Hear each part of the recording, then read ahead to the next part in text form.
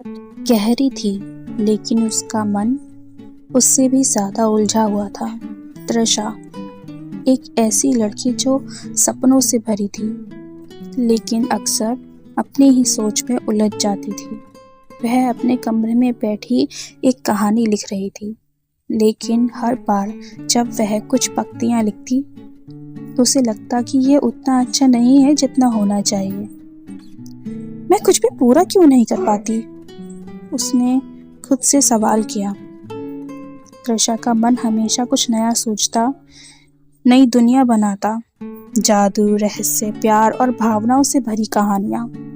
लेकिन हर बार जब वह उन्हें लिखने बैठती तो उसे लगता कि कुछ अधूरा है, जैसे उसे अपने हर शब्द पर पूरा कंट्रोल चाहिए था। पर यही चीज उसे रोक भी रही थी। एक दिन उसने एक नया विचार सोचा, क्या होगा अगर मेरी कहानियां मेरी ही तरह जिंदा होती? और फिर हुआ चमत्कार। तृषा की मेज पर रखा कागज अचानक से चमक उठा। उसकी लिखी अधूरी कहानियों में आवाज आने लगी। तृषा,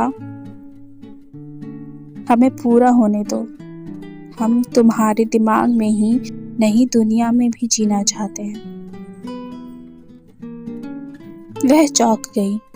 उसकी कहानियां, उसके किरदार और उसकी कल्पनाएं सब उसके सामने खड़े थे। उनमें से एक लड़की आगे आई, जिसके चेहरे पर वही झिझक थी जो तृषा के अंदर थी। मैं तुम्हारी ही परछाई हूँ।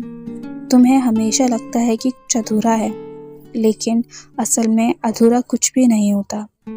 जो चीजें तुम्हें अधूरी लगती हैं, वही सबसे खूबसूरत होती हैं।